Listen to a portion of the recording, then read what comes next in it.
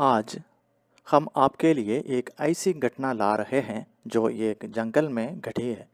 कृपया ध्यान से सुनें क्योंकि अंत में एक विश्लेषणात्मक प्रश्न है जिसका उत्तर आपको देना है। कुछ परिवार जंगल में रहते थे। उनमें से एक झोपड़ी में रहने वाले पति पत्नी थे। पति आलसी है और शराबी। महिला सक्रिय और बहुत मेहनती है। वह रोजाना पत्नी को शराब पीने और अच्छा खाना खाने के लिए पैसा मांगकर परेशान करता है। पड़ोसी लोग ने महिला पर दया की और पुलिस से शिकायत की, लेकिन पुलिस ने बताया कि मामला मामूली है, इसलिए कोई कार्यवाही नहीं की। यह महिला जंगल से जलाऊ लकड़ी इकट्ठा करके शहर ले जाकर बेचती है और उस आय से वह घर के लिए चावल, दाल और किराने का सामान खरीदती है। बाकी पैसा वह अपने पति को दे देती है। उसमें उसने शराब पीकर मस्त में रहता है। जंगल में रहने के कारण उनके पास आधार कार्ड या रेशन कार्ड नहीं है। बार बार मांग करने पर भी सरकार ने उनकी नहीं सुनी। जंगल और शहर के बीच एक छोटी नदी बहती है। नदी को पार करना है तो नाव में चलना पड़ता है। एक ही नाव है, इसलिए केवट बहुत पैसा कमाता है। चूंकि नदी पार करने के लिए कोई पुल नहीं है, वह आमतौर पर शाम 4 बजे तक ही नाव चलाता है, क्योंकि यह एक कठिन काम है। जिसके बाद वह शराब पीकर नशे में सो जाता है। एक दिन हमेशा की तरह वह महिला शहर में जलाऊ लकड़ी बेचने गई। अकस्मात एक दुर्घटना में एक राजनेता की मृत्यु हो जाती है और अचानक दुकान सब बंद करने की घोषणा की गई।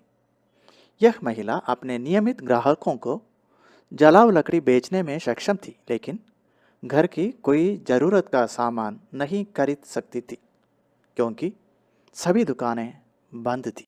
जब वह घर पहुंचती तो उसका शराबी पति खाना खाने के लिए आया, लेकिन खाने के लिए कुछ नहीं था। उसके क्रोधित पति ने उसे बुरी तरह पीटा और वह खुद को बचाने के लिए कोशिश में इधर उधर भागी, लेकिन उसने उसका पीछा किया और उसे पीटा। कुछ लोग दौड़ते हुए आए और महिला को उससे छुड़ाया। उसके बाद वह झोपड़ी के बाहर बैठी रोती रही। उसने अफसोस जताया कि उसका जीवन इतना खराब हो गया है और उसने अपने पति से दूर भागने का फैसला किया।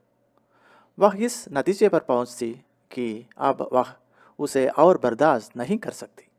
उसने एक पल के लिए उस किराने की दुकानदार के बारे में सोचा जो इसे शादी करना चाहता है। वह उस रात बिना किसी को जाने घर से भागकर उससे साथ रहने का फैसला किया। वह उसी रात घर निकलते ही नाव चालक के पास आती है। वह उसे जगाने की कोशिश करती है, लेकिन वह उसे जगा नहीं पाती क्योंकि वह पूरी तरह से नशे में है। उसके पास कोई चारा नहीं है। उसी रात उसको भागना है, इसलिए उसने जंगल से गुजरने का फैसला किया। शहर तक जाने के लिए यह एक लंबा रास्ता है। जैसे ही वह जंगल से तेजी से आगे बढ़ रही थी, मैन ईटर टाइगर उसे देखता है। इस मैन ईटर टाइगर के बारे में वन विभाग के पास कई शिकायतें दर्ज करने पर भी कोई कार्यवाही नहीं की गई। अब वह मैन ईटर टाइगर उस पर हमला कर उसे मार डालता है। सुबह उसके सभी दोस्त जलाऊ लकड़ी इकट्ठा करने के लिए उसकी तलाश कर रहे हैं, नहीं मिली। वह नदी पार नहीं कर सकती थी और अगर वह होती तो नाव चालक को पता चल जाता। आखिरकार उसके शरीर का एक हिस्सा जंगल में मिल जाता है। हर कोई उसके लिए दुखी था। उसके अंतिम संस्कार के लिए उसका पति, शराब की दुकानदार और किराने की दुकानदार भी मौजूद थे। साथ ही पुलिस और वनकर्मी भी पहुंच गए थे। जैसा कि वह अक्सर नाव में नदी पार करती थी, नाव चालक भी उदास होकर वहीं खड़ा था। कुछ नगरवासी जो उससे नियमित रूप से जलाऊ लकड़ी खरीदते थे, वे भी वहां थे।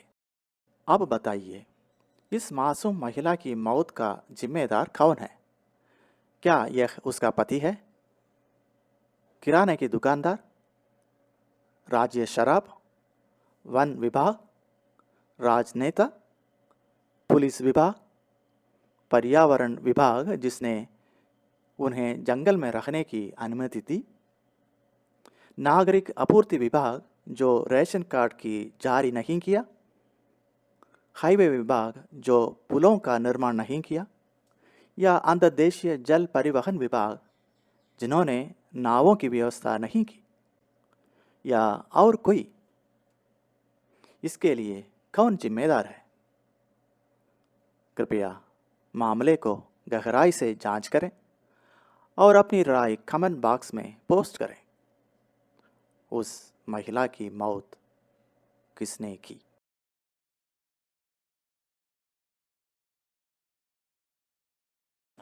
कृपया बेल बटन दबाइए और हमारे चैनल को सब्सक्राइब करें ताकि कोई भी विषय छूट न जाए। धन्यवाद। आप इस संस्करण को अंग्रेजी, हिंदी और तमिल में पा सकते हैं।